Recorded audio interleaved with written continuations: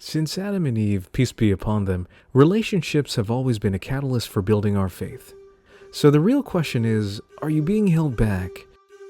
Lack of willpower and negative relationships have shackled many of us.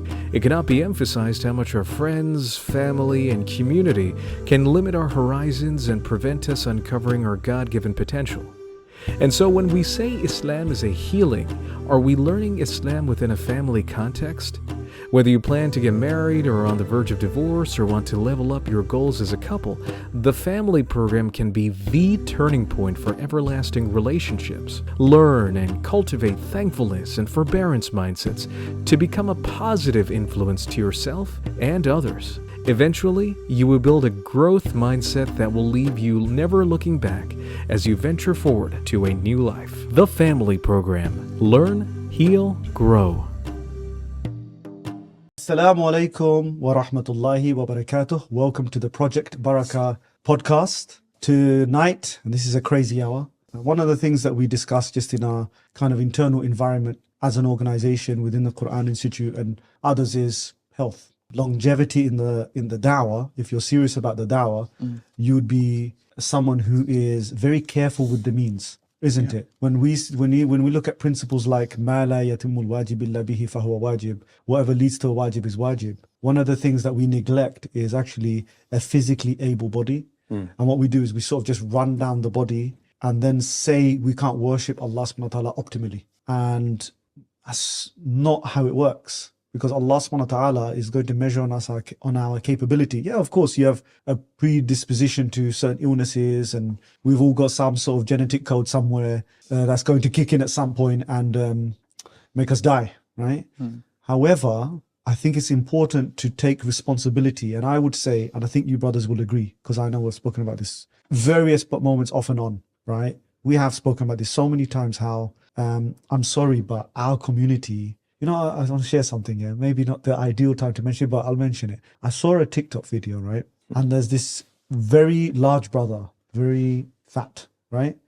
And it does tie in today's topic is basically men's holistic health, right? But I have to start with this.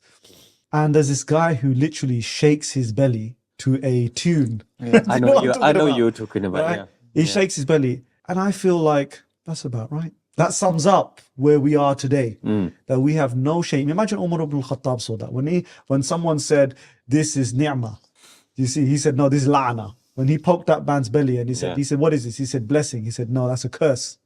Imagine now that you have a guy who goes around and literally wobbles around, right? And shakes his belly. Yeah. This is the state of our level of entertainment or us as Muslims. This is the kind of thing that we mirror back to ourselves, right? What is our attitude towards food, sleep, exercise, cognitive and mental strength, all of these things. So I wanted to first open up a discussion about this. We could do lots of videos on men's health. I think it's really important. Before we begin and we get into the nitty gritty, I want to just present to the brothers who are watching who I'm speaking to. So really kind of briefly, because we've got so short a time, how on earth how do we know each other? Yeah, our history's not 20 years because I was 20 years ago. No, I think, 4 years ago, I started studying at the Quran Institute. I was living in Derby at the time, so I was traveling down on the train. Now I travel north to get home, right? See my family every now and then. So I started studying 4 years ago, Letters to Light, right? Before we had the flagship family program course, which is obviously coming soon, the third iteration of that. And just to keep it short, the rest is history. But now I'm still studying. My wife studies at the Quran Institute as well. We both teach for the Quran Institute. I TA for the Quran Institute. I teach at the Quran Academy. Did a short stint with Global Madrasa, but that wasn't able to continue. And just, I think we just see a lot of each other these days. Alhamdulillah. Had my fingers in loads of pies. Alhamdulillah. I think one thing maybe where non-Islam or non-Islam, that's kufr, like a non-Islamic subject, right, on something that isn't, let's say, overtly Islamic. I think we also had a general attitude towards, even if we differ on some things, a general attitude towards health again. Like we could talk about attitudes to what the kinds of things people eat. A lot of people, they have they don't register what they eat, right? They just pleasure eat, right? And self-soothing and all of these things. And for various reasons, it became part of our self-mastery. There's a whole section in the self-mastery class from Ayyuha al-Walad. Imam Ghazali talks about, rahimahullah, he talks about the importance of having good eating habits and having a good relationship with food, good relationship with sleep, good relationship with physical exercise. But I definitely think that in terms of like nutrition, I started getting glass Tupperware because you know that in my house there's like what do they call them? Pre-prep meals? Food prep boxes, yeah. Food prep boxes, right? Yeah. I literally cook healthy food, store them in, because when you're hungry, you don't want to go and eat some you don't just have some bread or something that I know what you mean. Carbs in the middle of the night. So I've got these things. Don't worry, I don't have cases of boiled eggs and avocados. Yeah, Mr. Abui, Uncle Abui hasn't totally taken over my life. But in Ramadan, I did have for suhoor. I was having avocados and boiled eggs, right? And that actually really kept me satiated. But this discussion, I feel there's so much to discuss about how to be healthy. One thing that motivates me to try and get core strength, right? And just anybody exercise machine as well. Yeah, but go on. Recumbent.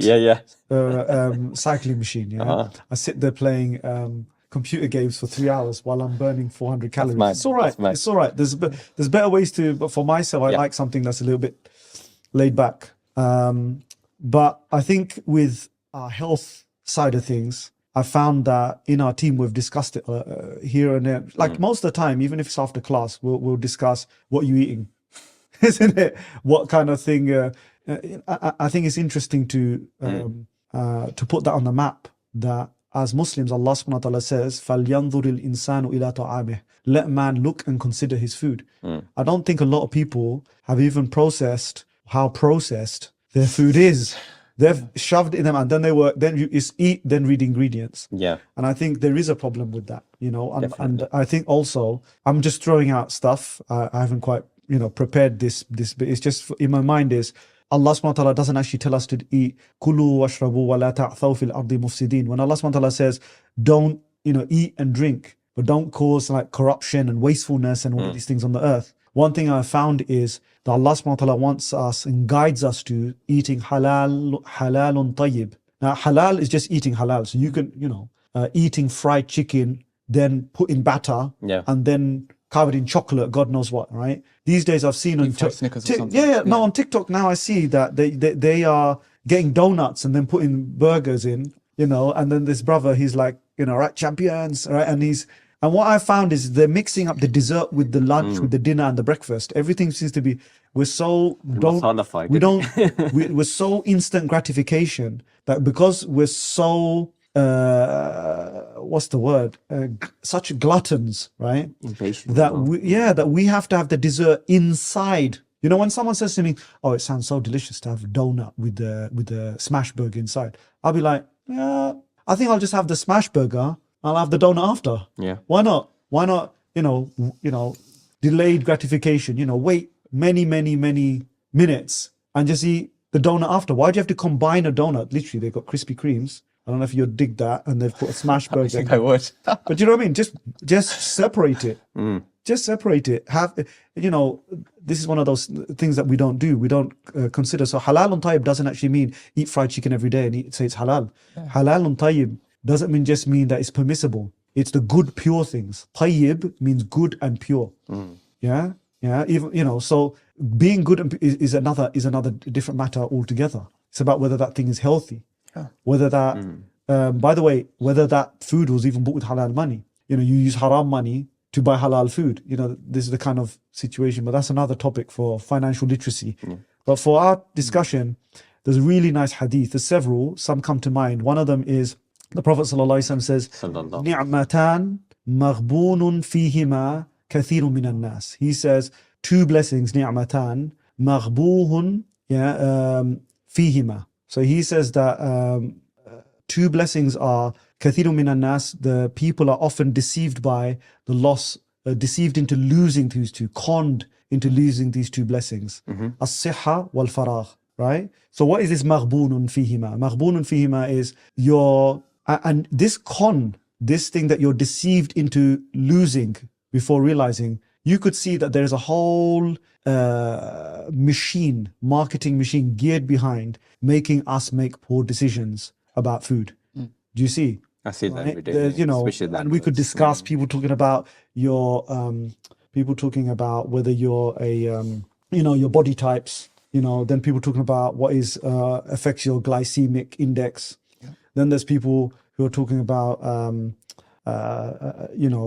calorie deficit, which is pretty much the core discussion. But then you have to discuss the quality of those calories. Some calories have nutrients, some calories don't have nutrients. Yeah. Some calories are good for you. There are good calories and bad calories. For weight loss, there's no such thing really as a bad calorie. But you can clog up your arteries and lose weight. So you have to think about that. There could be something could be high cholesterol and yet low calorie, right? As in net in that day, because it could satiate you more, but it carries more fat. Whatever it is, the Prophet ﷺ said that two things we have really stolen away from us, and that is siha wal faragh, free time and health. You see? And another hadith that comes to mind is the Prophet ﷺ says, Al-mu'minu al-qawi khayrun wa ahabbu ila Allah. He says that the strong believer is better and more beloved to Allah min al-mu'min al-da'if, than a weak believer. But again, this has been misused by, the type of guys who go on the, weight train and creatine powder and the music al-qawlu, and they're doing all of these things. But their literacy in what is going on in Gaza, the literacy on how to support the Muslim community, is just selling you another package, another PDF, another set of recorded videos. And there's not, there isn't this holistic approach to health. Do you see? And for that reason, I thought I'd set like a qaida to help us, because this is the qaida I teach in the class, and I've taught you guys in class. And then I'd love for you guys to fill in the gaps and show me where we can go with this, which is that really you only need to be as strong as what serves your purpose of life. Do you see? So some people, Muslims, are weak. It affects their prayer. They can't carry their children. If they're traveling, they can't carry rucksacks and suitcases and everything else. They can't do work in the house. There's many things they can't do because they're actually weak. And this is part of the hadith that, yes, a weak Muslim is less beloved in sight of Allah subhanahu wa ta'ala. Yeah. So that's one thing. But it's not necessarily in strength, because it says al-mu'minu al-qawi. Al-qawi is sifatun lil mu'min, meaning that you have to be a mu'min who is stronger. Don't take granted. A mu'min, by the way, isn't something, your mum and dad make you. Yeah. Your mum and dad may give you a Muslim name. They may even call you mu'min, but not everyone that's named mu'min is even a mu'min. Do you see? I can call, we can call someone alim. Child is born, we call him alim. Doesn't make him alim. You could call imam, he can't lead the masjid. So these names, mean something. So when Allah says al-mu'minul qawi, he means a proper mu'min that is strong, right? Otherwise, a Muslim, a proper mu'min that is weak is definitely better than a mu'min that is not strong physically. Yeah, but he's strong in his iman as a mu'min. Abu Bakr as-Siddiq radiallahu anhu, many sahabis were actually not the most strongest people. Do you get it? In terms of physical thing, but they were muscular build. Yeah, all of that. They weren't. Not every one of the sahaba were like this. But yet, if we were to compare them to today, where it's connected to just fitness and strength and going to the gym and all of these things, we need to be careful that we don't become extreme in this. Another interpretation of the hadith is obviously that a mu'min who's strong in his iman, al-mu'minul qawi, yani quwwatu imanihi, isn't it? Yeah. So as one who's strong in his iman is definitely better than someone who's weak in their iman, right? But the hadith, people never read the second part of the hadith. In the fitness videos, al-qawl, in that bit, they never mention وَفِي كُلٍّ خَيْرٌ. The part in the next part of the hadith is وَفِي كُلٍّ خَيْرٌ. And in each individual, there is khair. So there's goodness in this weak believer, strong believer anyway. And the hadith goes on, إِحْرِسَ عَلَىٰ مَنْ يَنْفَعُكَ وَاسْتَعِنْ بِاللَّهِ وَلَا تَعْجِزْ. And it goes on. It's a detailed hadith. Yeah, very nice. Again, this was all part of our master plan that we wanted to, all of us, we wanted to level up, develop our knowledge. But what we didn't want to do is develop our knowledge and be poor specimens of human beings, meaning people who are ill and overweight. And I think there is something to be said about sometimes there's a culture where faith is has a role to play in mental health. So one thing I point out, and this is purely a social observation, like some social commentary, right? I get upset about it as well when I say it, but I'll put it this way. When a guy says he's, Muslim and he wants to practice and all of that, he's very content with being like some blob. Sorry, I don't know how to be politically correct, right? Just a fat, like a hairball in a tracksuit, right? The complete blob. Doesn't shave even properly, doesn't wash properly, doesn't smell nice, just not well groomed, doesn't do the actions of fitrah, right? Cut his nails, doesn't really dress properly, doesn't dress appropriately even to where he's going. Although I'm one to talk with my fashion sense. But anyway, all of these things, right? But as soon as he stops practicing Islam, what happens? All of a sudden he goes to gym, he drops the weight. Why couldn't you be like that for Allah? Why did it have to take you want to be noticed by some girl? Why did it have to be for a girl? She became your world, became your universe. Why couldn't you do that for your creator? Why couldn't you say, I want to be healthy because Allah subhanahu wa ta'ala has given me this body, this beautiful body, right? He's given me such a gift. And what I'm going to do is I'm going to try and maintain that and take care of it. We take care of our phones. We get the screen protectors before the phone arrives. Because apparently the one day before the screen arrives, it might mess up, right? That's how well we take care of these things. I found that is a psychological issue here where when someone practices, they feel like Islam allows them because everything is qadr, right? Everything is decreed, right? There's all misunderstanding. Death is fixed, so therefore, just be a completely lazy blob, yeah? And as soon as they stop practicing, all of a sudden, haircuts like this, clothes are like that, and they lose weight. So as to suggest that when you're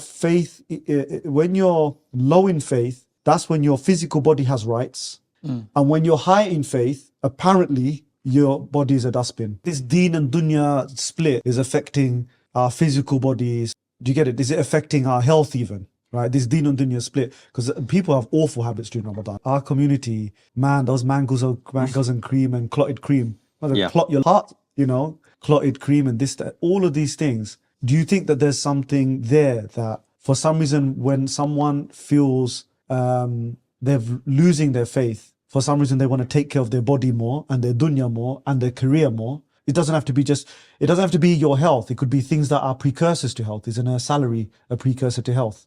So do you think that there's something? I'm going to take this point and I want the listeners to genuinely, wallahi, I want them to pay attention to this point. They say, you make poor decisions when you're hungry. That's a very important health point. Isn't that true? Don't go shopping when you're hungry. Don't go shopping when you're hungry. I need to go there with £2 worth of shopping. I come back with 45 quid worth of shopping. I'm like, what happened? It's because I was hungry, right? Yeah. So there's this mindset that you shouldn't, when you're hungry, you're a very poor decision maker. What's the opposite of being hunger? Because hunger is an instinct, right? Behind instinct, you have intellect. So if your instinct is first, then you're an impulsive person. Yeah. If your intellect is first, then you're making decisions before your impulses take over. So you have good impulse control is what I'm trying to say. When you say, I sat down and I thought about what I really want, truth is most people haven't had a good think about what are the consequences of the way I live my life. Yeah. And I'm not talking about ibadah. We have all these suggestions for how to focus on prayer, how to, that's a separate, we'll get to that discussion. But in terms of mental health and physical health, exercise, nutrition, one thing I have to say is it's not because you're some sort of undercover PE teacher or something, right? Or PT. Genuinely because what you've done is you sat down, worked out what's important and then made time for it. Khalas. I just realized that the way I'll factor in exercise is the way I put away pre-prep meals.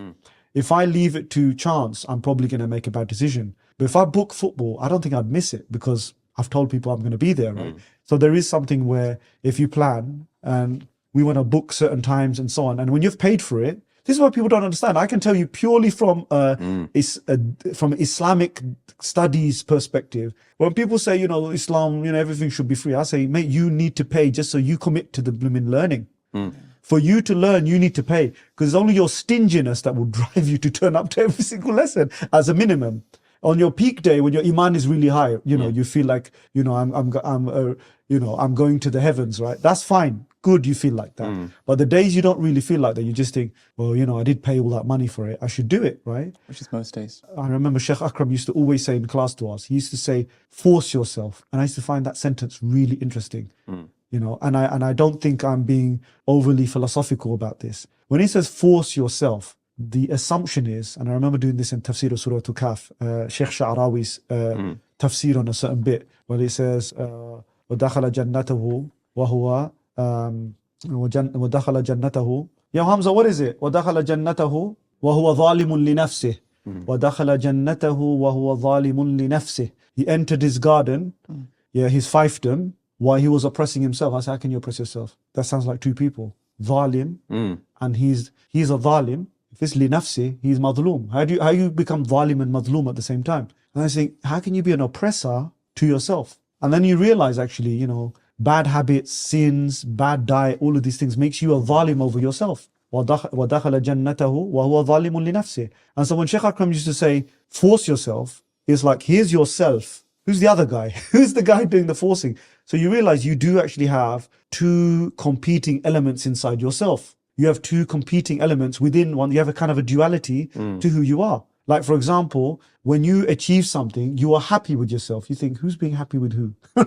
I'm happy with myself. When you fail in something and you start kicking yourself sometimes when you fail something, you screwed up, you messed up, and you say, man, what did you do? Who is talking to who? Who is this? It's you're talking to yourself. Yeah. So when Sheikh Akram used to say, you need to push yourself. His exact words, you need to force yourself. Force yourself. He used to say like this in class, you know, because he's a man who will teach all week, then teach in the weekend, wake up every Fajr, right? And start writing his book. Yeah, wake up for Fajr, stay awake for 2-3 hours, write his book, and then all of a sudden every 6 months, while people are arguing and refuting, another book. And then people are arguing, another book. These things would be a standard testament to time of not only just preserving knowledge, but also its delineation in terms of how to solve people's life's problems and practice Islam and follow the Sharia. So he's so productive, and I was shocked by his level of productivity.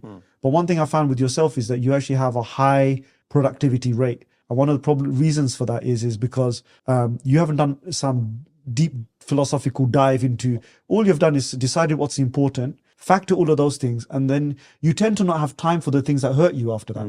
If you make time for the things that are in your ihris ala man yanfa'uk, be keen on that which benefits you, isn't it? Wasta'in billah, and then seek Allah's help. People are seeking Allah's help, but they don't help themselves. And I think a good sign of someone not helping themselves, and this is why I want to pass it on to yourself, is when someone is asking Allah for good health, what kind of things would you say as a critique first that they're doing that is harming themselves? What do you think, just looking at people, what things do you observe? Yes, I think going back to your previous point, like for example, I don't know what this qawlun thing is. It's this jihad track that everyone's in like, it's in it used to be in the Muslim gyms, you know. I guess like today. It's used, but it's used now. It's used now as on reels, you know, on social. Okay. I know that. What I'm saying is I've not seen any of these videos, right? I'm not on social media enough, I guess. But I think there was a study done recently that a lot of macho gym men it was a secular study, right? A lot of recent-ish, like maybe 6 months or something. A lot of macho men who are like gym bros or whatever, gym bras, right, and all this kind of stuff. When it comes to their emotional health or emotional health, they're the weakest. A small chip will just break them, you know. Well, if you're on steroids, especially. But because I've seen people, I know people who had roid rage. No, we're not talking. Minus that, okay. Like just generally. Just because most people don't go on roids, right? Naturally. So yes. All of and what kind of happens is there's some deficiency, and you supplant it by making gym your life. Then you supplant it by becoming the ascetic sitting under a tree, right, while your nails grow out and whatever. And then you supplant it with being a professional, you know, professional. Instead of being you couldn't be a professional Muslim. You couldn't be a professional gym rat, but you can be a professional. Yeah. So I think it's just this thing where you just instead of like although there's the lack of authenticity in the saying, the fact that you need to sometimes pour out the stuff that's waste, pour out the stuff that's deficient within you, and pour in good things. Right. You could have parents who are overbearing, and instead of realizing that they're my parents, so I need to be obedient and I need to work within the remit that they set, whilst also going after the things that I want. Instead, it's just, my parents are oppressive and I'm going to rail against them and continually be in this cycle. And then you're 35 and you're stuck. Your parents might not be there anymore. I see this at work sometimes. I see this on my I found that as well. People who their parents don't give them, that's a mad point. I've seen people who, if their parents don't build independent thinking, usually a person doesn't independently take care of their health as much, because the good health they have is only because it's something regulated around them. It's not self-regulated around them. Exactly. So when they're away from the house a lot, they make bad food decisions. When they're away from all the things that they were protected, restricted from, because they've never had any engagement. The greatest engagement for a young teenager with the world is through dawah. The best way to enter darkness is with a light, with a torch. Yeah. But what happens is a lot of children who are kind of overly managed. What do you want to micromanaged, or whatever you want to call it? What tends to happen is they actually don't have, I've noticed, as a good approach to health, because their food and diet and everything was regulated by the household, their mom making the food. You have to eat this. They never thought to themselves, when am I going to start worrying about my own health? Do you see? It's people who basically have the willpower taken away from them, because usually when your willpower is taken out, your idea about taking care of your health also goes out with it as well. That you don't necessarily think, okay, well, what about, if you don't think about what's good for you because you think mommy knows best, then I've noticed that affects health as well. Yeah, to build strong teenagers or to sons as well, I think it's linked to health. But what would you observe in terms of more like just dietary habits that you see that do you think are unhealthy? And I think generally just lack of education is an issue. Like most, talking statistics for a sec, right? Most, or statistical theory, most populations fall within a normal distribution. You have your mean in the middle, and then you have your standard deviations, and you have the bell curve, right?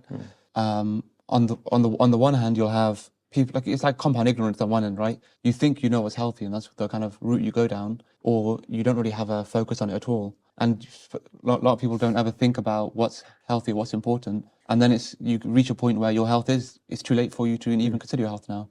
I mean, like, I'm Pakistani.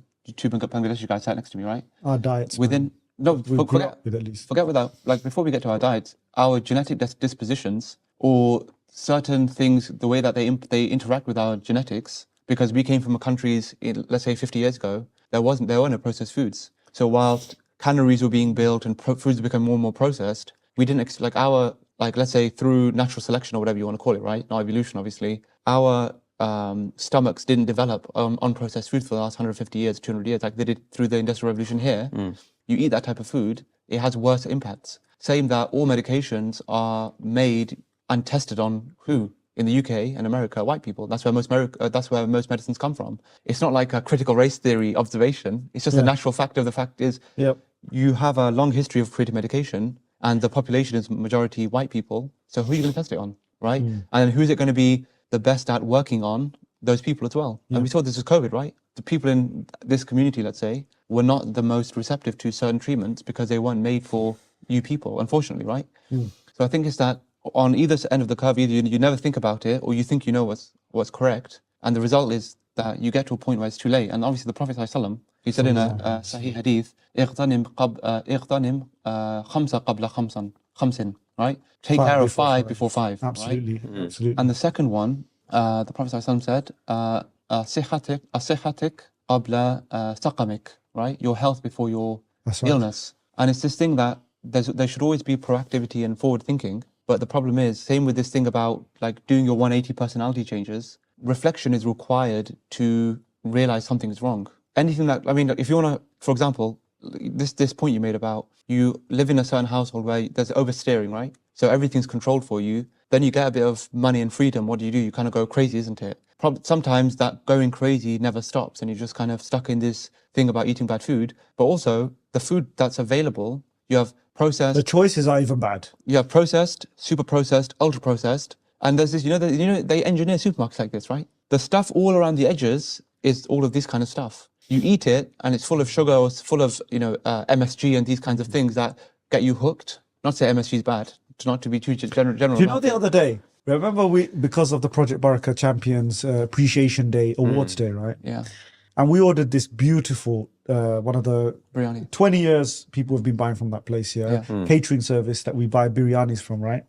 And I woke up, I had something, I hadn't eaten all day. On Saturdays I don't really eat. And then all of a sudden, this overload of one plate, then a second plate, right? And then during the night, we were working late doing the podcast, I think it was. And then I was offered another plate and it was this deep, right? And I had just the surface and I gave it back, which is a mild act of willpower, right? It was a gesture of call it a gesture of willpower. But let me explain why I mentioned this. I'll tell you something funny, yeah? I woke up at Fajr time and, this should come under this program. People say the craziest things at Fajr, right? I woke up at Fajr and I said, that biryani is cocaine. And then I went to sleep.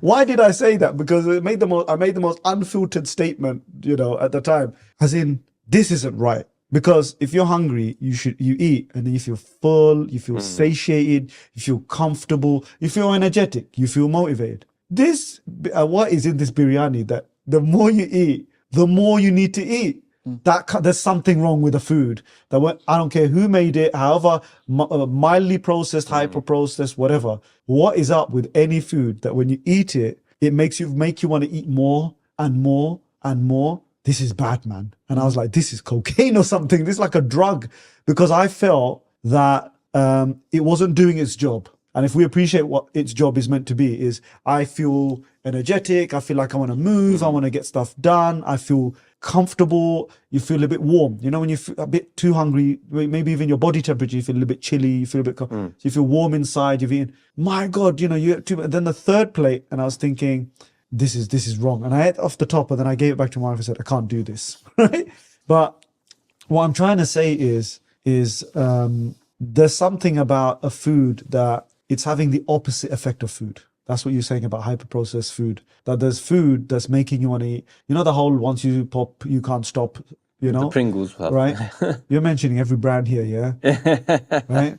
But this is something that we need to think about, right? That anything you eat, that you need to eat the whole bag and then another, and you still feel hungry, and then you need a drink to slosh down the salt, and then you need some salt to get you back from this is all messed up, man. This is not a good relationship with food. But is there some sort of like the other day I'll tell you something, yeah? One of the nicest things, again, not to throw dust in your face or yours or whatever, right? One of the nicest things you did is one of the days I was coming from the madrasa to the futuwa, the training for the boys. Yeah, I think I know which one it is. And then you said, let me buy you some, what was that one? Miso soup. Miso soup, right? Yeah. Beautiful, halal, Chinese, sushi, everything going on, right? On down Cannon Street. And I was like, so, why? And he's insisted, like, have some miso soup, right?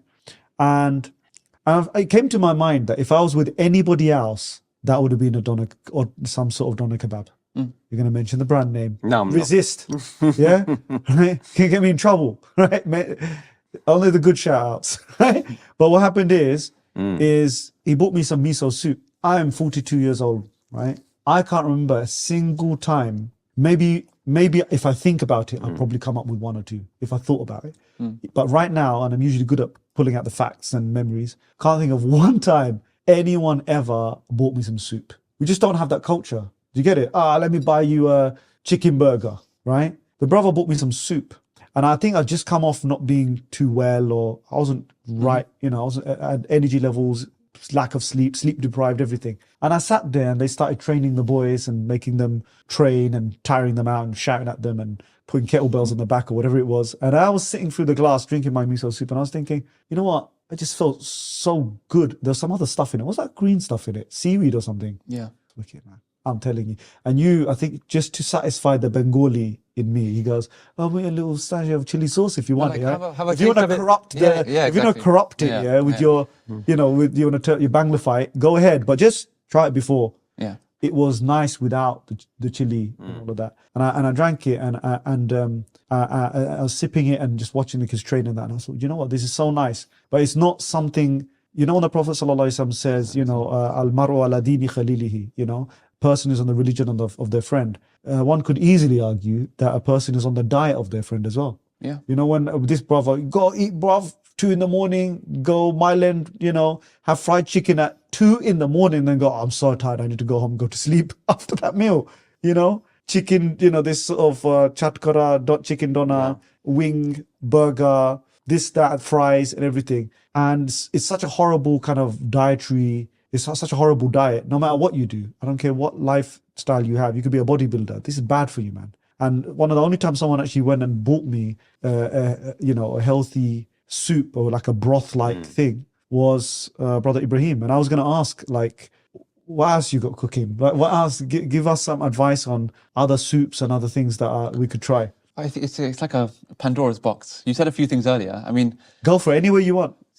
I think one thing that's important is, same as Brother Munim here, right? Once upon a time, I sat down and I decided for myself, there's an order, there's like a hierarchy of needs, right?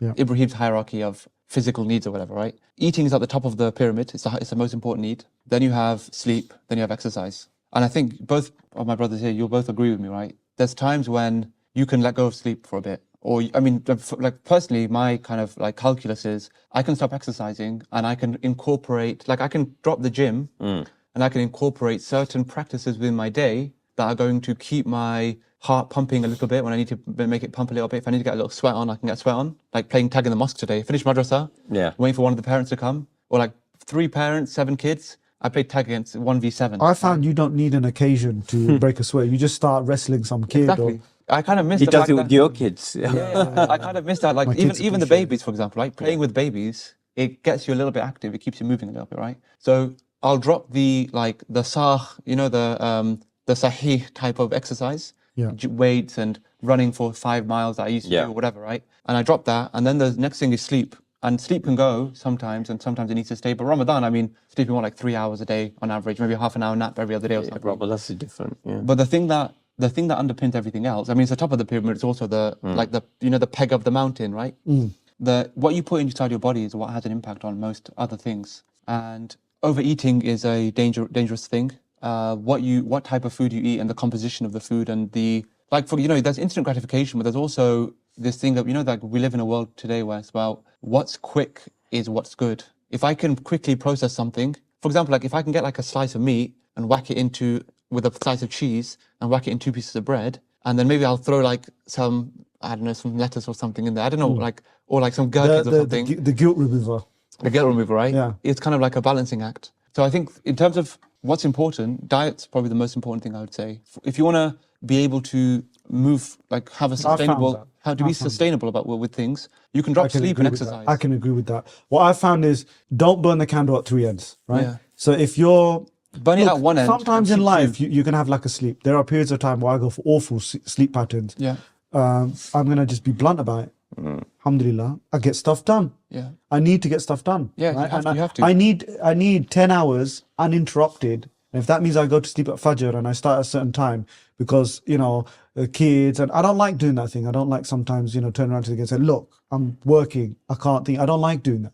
I like just giving them their time. They're going to sleep. Then I turn into another guy. Right? And then I start trying to get all of that work, just churning it out. It's not something I would advise and not something you should do forever, right?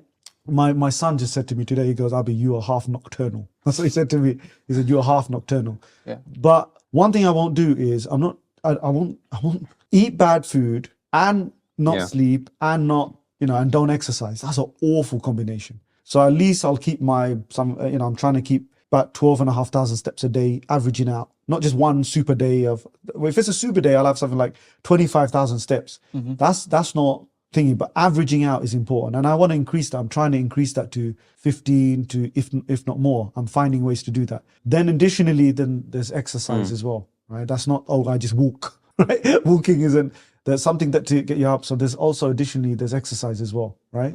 But what I won't do is do all 3, okay? For example, if I haven't slept, I'll eat very, very carefully. I'll just sometimes have fluids. And the reason is because I know that when you're knackered and your body's given this food to digest, what do you expect it to do? If body's like, what do you want me to do with this? There's a feeling that you get. So I try to keep things quite light. Yeah. Let the body go sleep, let your stomach heal, and then start eating. But if you don't sleep, your stomach hasn't healed, and then you're throwing all of this food in, and there's acid slushing around everywhere, and it hasn't, strengthened itself and rested. Stomach actually needs to rest. Yeah. When you sleep, there's a part of your digestive system that just shuts down and just rests and recuperates, ready for the next. But if you're just eating all the way around and especially bad foods, chili sauces and fried things and all of these things, it becomes a problem. But I would say, if life causes situations where maybe exams, right? So if you got exams and you got up, you probably won't get as much time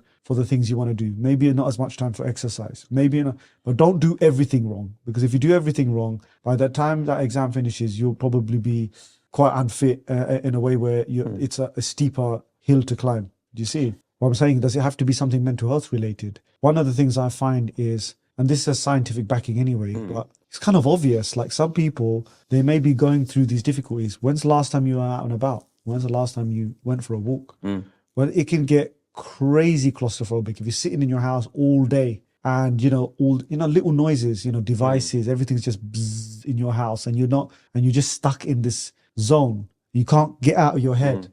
Part of not being able to get out of your head is not getting out of your house. Yeah. Do you see? And I find that when there's doctors, they usually they'll give medication, but they won't offer a lifestyle to not need the medication. Yeah. And in head doctors, if you want to call them that, even in mental health, it's known that they oversubscribe. It's again proven that they're subscribing very, very quick to the mark. Quick to prescribe things, right? Benzodiazepines and these Isn't things, it right? I remember when I had when it first kicked off, I had, I don't mind mentioning my some of my health ailments, but when I had my bulging disc, this is now 2 years ago, and I was going through my Google purchases, right? When you're searching for something, you want to buy a pillow, cervical pillow. So I wrote it down, and when it had, I think it was like late 2022, I nearly cried, man, because when I saw it was late 2022, that means just during 2022, when I was first diagnosed, we're having a chronic cervical, out of nothing, don't take any medication whatsoever. And this crazy nerve impingement, damage, pain, I can't remember all the long words that we had for it, but literally, what do you call it? Loss of control of your hands. Because it's numb all the time. You can tell by which fingers are numbed, and it tells you which part of your spine. The nerves tell you which part of your spine is being affected, which nerve is being pressed on, in this kind of information highway that you get there, right? And I just got really sad. I was like, 2 years ago, I thought the doctors were saying I'd be well in, maybe in 6 months. He said, don't worry, in A&E, you'll get fine and everything. And I tried everything. I tried acupuncture, I tried cupping, I tried, so many different things. But the point I want to make is, after going to the doctors, and I think A&E twice, I came home, I'm telling you, man, I came home with a bag of medication, not a box, literally a plastic bag, and it was full of medication. It was like, 4 pills. I mean, I think it was, there was nerve pain pills that block the nerve pain. I think it was amitriptyline and dihydrocodeine, and can't remember half these names, to be honest with you. But these were like really, really powerful. And then as I went to the chemist to go and get to his dispensing, he goes, oh, those will affect you really badly. You're probably going to have an ulcer. Well, thanks, mate. So he said, oh, with that, you need now other medication. You need PPIs, proton pump inhibitors. So you need to take other medication that reduces the acid in your stomach and reduces the damage, right? That the pills. So now I've got medication for the medication. And I'll be honest with you, I said, I'm not having any of that. Literally overnight, I just said, I'm going to go through the pain. I'm going to go through all the techniques. I'm going to go through all the physio. I'm going to go through all of that. And I want to get better. And alhamdulillah, I can do almost all things I need to do. But my point is I could have very easily gained a dependency on a bag of medicine, man. It was like, it was 12 to 15 pills a day. From 0 to 15 pills a day is crazy. It's crazy. And why did you take that stance? In normal case, for example, my father-in-law, who had a bypass surgery, and again, big, massive, these medication, yes, it's Monday, you need to have 4 pills, Tuesday. In your cases, your approach was a bit different. Look, liability. You know that your doctor isn't going to say, oh yeah, just go and run and eat healthily and do all of these things. Because if you die, he would have known that your blood pressure was too high. He would have known that your blood sugar levels, off kilter. He would have known that all of these things aren't right. So then he's liable. You have to understand hospitals, unfortunately, they also have this an issue of liability, right? That if they turn you away from medication and something bad happens to you, you could sue them. So because everyone's thinking of suing everyone, you're dealt with your current state and how to get away with not being blamed for your health. That's healthcare. You see, so you don't get what we call the holistic nature that Islam gives us, where Islam actually entreats us to eat correctly, live correctly, isn't it? You know, to have make physical effort. You know, if someone's going and walking to the masjid every day, do you think if people are doing these sorts of things, siru fil ard, Allah tells us to also travel. You know, there's many things we need to do that Islam implicit is saying you need to be fit enough to do it. And I think, although I feel we've even, you know, scratching the surface is a big topic, you know. doesn't really just do justice to. We haven't even scratched the surface. But you know what? Before we go, I'd still like to know how to make that green smoothie. Let us know the ingredients. Yeah, I was going to make it for you today, but I ran out of time. It's quite simple. Because I bought this powder thing from Amazon. I put it in a drink and it was disgusting, and I threw it in the bin. So What powder thing? and I bought this green powder stuff, right? And it was gross, man. It was like, you know, it tasted like emoji lawn, you know, and put it in a blender. Okay, Let's end with the ingredients for this super smoothie you're recommending me. Let me, before I answer your question on that one. So an easy move anyone can make to start to assess their health, physical health. I'd say the easiest way is to start understanding what you're putting in your body and what you need to cut out and what can be replaced, right? And one of the things that more recent research, and there's a documentary about it, it's called the Blue Zones. And it's basically 5 blue zones in the world where people live the longest. Yeah. And the reason is because of the composition of their plate isn't like, you know what, remember the old pie charts?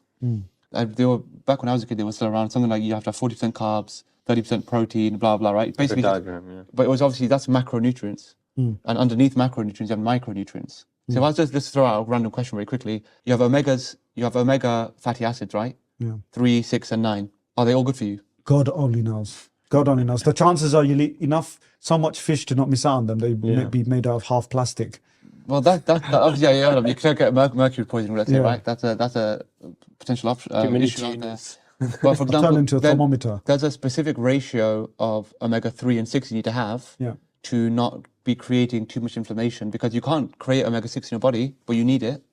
But guess what? Omega-6 creates inflammation. And if you want to know what a very visible sign of inflammation is, I know I'm going on a little tangent, but I'll bring it back straight away. Eczema is a very common form of inflammation. Yeah. Yeah. When you wake up, for example, most people have inflammation. I mean, even me, I've experienced this, right? But my diet, I've pretty much cut out most of the inflammatory things at this point. If I have a can of Coke today, or not Coke because it's boycotted, right? If I have a can of bar cola, damn straight. Yeah, and I'm pretty strict about these boycott things. But if I have a can of, I don't know, Rubicon or Fruit Punch, KA Fruit Punch, that's one of my favorites, right? Yeah. The next day, I will feel the inflammation, as in it's a physical thing. I can feel puffiness around my eyes. I can feel a thing in my throat. You guys have a bit of an autoimmune thing in my family, and definitely in me as well. And my throat's kind of one of the acute points of my inflammation. So I can feel it. And staying up this late and being up since Fajr to now and pulling some late shift and having maybe something in a chicken curry that wasn't the best thing for me, inflammation is starting to build a little bit in my body now. But one of the things is knowing that your omega-6 to 3 ratio shouldn't go beyond a certain level. So by the way, for example, right, we know that there's huge levels of obesity right now. There's actually huge levels of inflammation, but no one's actually talking about it. And you don't realize, if you want your mindset to improve, you have to realize physical and mental health are interlinked, as is spiritual health, right?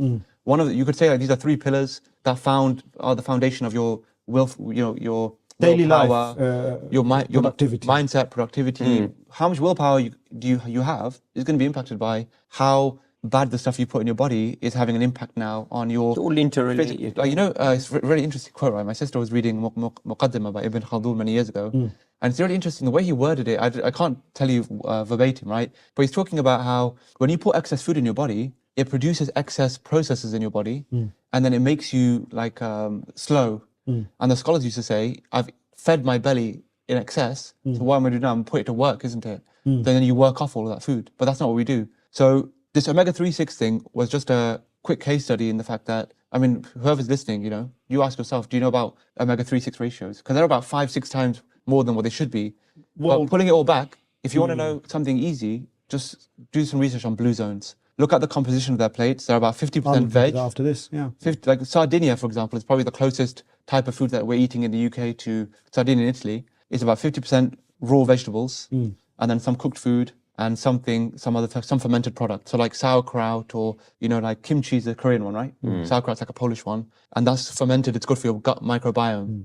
Vegetables, when you just chew through half a plate of vegetables, trust me, you're finished. Your jaw can't handle it. Our food is so mushy and so, like, you don't use your incisors anymore, right? You're born with incisors, but you don't need to cut anything up because your food doesn't need you to cut it anymore. It's all melt in your mouth. Precisely. Goes back to your molars. You chew it twice. Tell me about we've got 5 minutes, 3 I minutes. Tell me think about he my doesn't want to smoothie. give you a secret recipe. What's in this smoothie? Oh, sorry, yes, the smoothie. So the blue zone is where you need to look, right? So that's for a wider context. Sure. What's in the smoothie? If you're making it for 1 or 2 people, you want about a cup and a half of water, 150 grams of spinach, like spinach you buy from the shop, Sainsbury's or whatever, right? You want a tablespoon of chia seeds, tablespoon of flax seeds. Got those so far. Check. I've got spinach as well. And if you don't, you can obviously get it very easily, right? If you want to go a bit hardcore, you want to introduce, instead of going 150 grams of spinach, you want to start doing maybe 75 grams of spinach, 75 of curly kale or spring greens, Fair enough. right? What But else? let's assume you're just going to spinach. Then what you want to do is probably add some frozen fruit. So just the ones staples that we always go with in my house are bananas. Maybe like have half a banana for 2 people is more than enough. That adds to the texture. Yeah. It also just like when you're starting off as well, it's too hardcore. So you just cut it down a bit. Yeah. And then maybe just add not mixed berries, but cherries are good, or pineapple or mangoes. Well, just 2 fruits, bananas, and then one of those 3. Great. If I'm not mistaken, and then actually cacao powder as well, because that's a very high antioxidant properties and anti-inflammatories. I'll try that, inshallah. It reminded me of this quote, and I want to draw it to a close now because it's crazy late o'clock. Yeah. There's a nice statement, I think it was by Umar ibn al-Khattab radiallahu anhu. He said, Al-batna tudhibul fitna. He says, overeating removes discernment. That good thinking is actually even affected by overeating. Yeah. So, alhamdulillah, we covered some ground. We're not claiming to be, experts in these specific fields, but I feel that we've tried to rely on experts as much as we can in this conversation. The blue zones, and I would just add to the blue with this particular point you've made, that a lot of people don't know the foods they themselves are reacting to. So everyone else's relationship with food is not your relationship with food. So one thing that's always advisable is notice how you respond to different kinds of foods, and you'll start to realize. And you have to do it in a way where you eat certain foods and you isolate other foods, and you start realizing where your health is affected by that. It doesn't matter if the whole world can eat that food, right? Yeah. But you might have a slight resistance. There's lots of details of how certain fruits are built with seeds and certain chemicals within them to stop being eaten, right? They do have these. They're constructed in a way to protect themselves, right? Fruits and vegetables don't want to be eaten, right? Yeah. And part of those things can actually be quite harmful to your digestive system, depending on who you are, your gut disposition, what you're allergic to. So there's lots of things to, I think, experiment with. But the whole point is if you're eating fried food and takeout, you don't even have to think.